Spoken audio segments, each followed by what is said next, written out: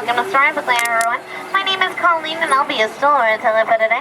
How y'all doing? Good. Alright. Now, since Monstro can only eat so many books at a time, we're going to go ahead and let him digest that one. We're going to wait here just for a few moments. It's fabulous Kodak moments right here.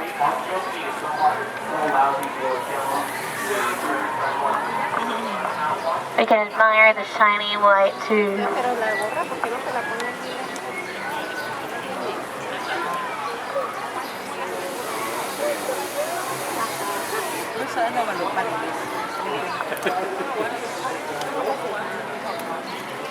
We're right aboard the Snow White.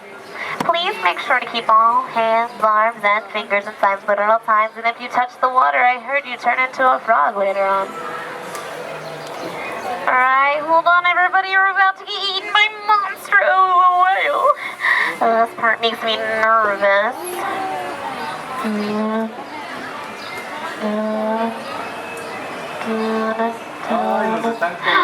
Oh, I think we're safe.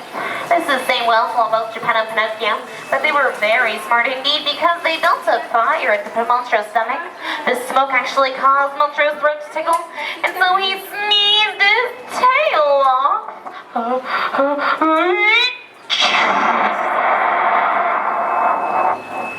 Based on true story. Now, just around the river bend is the big and the bad. The big bad wolf, where he likes to keep his eye on his 3 favorite dinner guests who live in the house of straw, the house of sticks, and a last made of 100% wolf-proof bricks. Can't find quality like that anymore.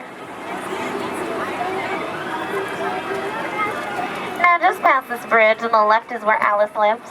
She's usually seen at that mill, daydreaming and singing to herself. Next, the white mailbox is where she grew curiouser and fell down the rabbit hole to Wonderland and had a very brilliant birthday. Standing at the center of the canal, London Park, the same park that John, Michael, Wendy, and Peter Pan, was in hopes of faith, trust, and pixie dust, flew over to Neverland, where they never, ever had to grow up. And there in the distance is the mysterious desert oasis known as Agrabah. At the top of Sultan's Palace, the bottom is the marketplace where Princess Jasmine and Aladdin first met. Now, Aladdin may be the king of thieves, but the only thing he stole that day was Jasmine's heart.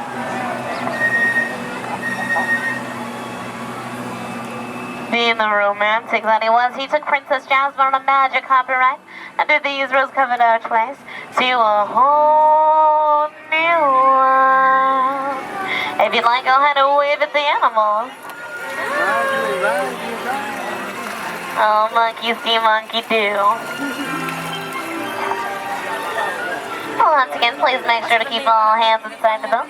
In fact, do not touch anything at all because we're about to enter the Cave of Wonders. I wonder what's in here. It'll buy you select gift that is the magic lamp packed with its very own genie. Go ahead and make a wish.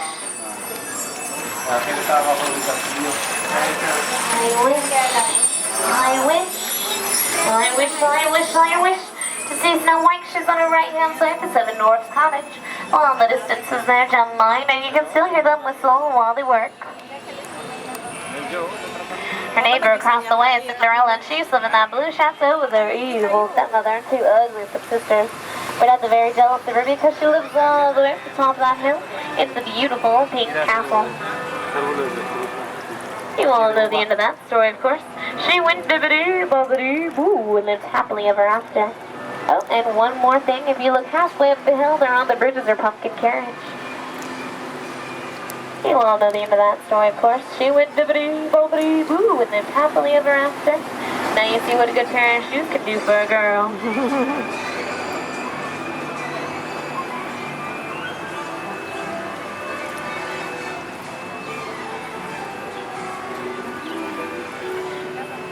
And on our left-hand side is the very unusual giant patchwork quilt made up of 23 different desert blooms. Here I counted. Legend tells that a giant from Matterhorn Mountain comes down here late at night to sleep under this very quilt. It's the only one big enough to cover himself up and keep him warm. In case you're wondering, all the plants here in Storybookland are 100% real.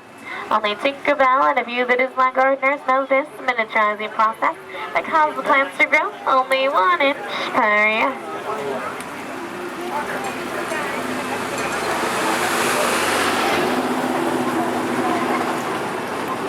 To the left is Mr. Toad's neighbor and housekeeper Ratty. He lives there down the bank. He's the one who cleans all 9 of those chimneys in Toad Hall. Sure does keep him busy. I don't believe Mr. Toad is home, though. I think he's on a wild ride down that path to nowhere in particular. Also left are the 3 windmills. The middle one, the old mill, houses the animals during severe winter storms. And straight ahead is Geppetto's workshop. If you listen very closely, you can hear him singing. It's the same place that Pinocchio, our favorite puppet, was built, who wished upon a star to becoming a very real boy.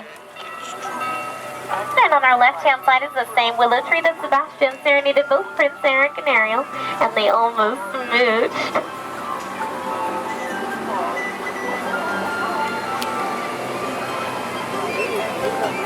I'm just gonna move you guys up to the shade.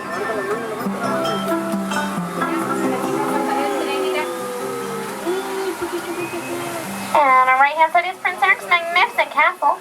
This is the same shore that Ariel took her first steps onto land. She wasn't always a human being, though. She was a mermaid. Go ahead and take a glimpse of Atlantica behind the waterfall. That is the home to all the merfolk. Ooh la la. Unfortunately, like all fairy tales, this one must come to an end. Please make sure to keep all hands, arms, and fingers inside the boat while we approach the dock. May I remind you that this is a real boat with real water, and we do not want to get real wet, because you'll get real mad at me. So I'm going to count to 3, and you're all going to stand up at this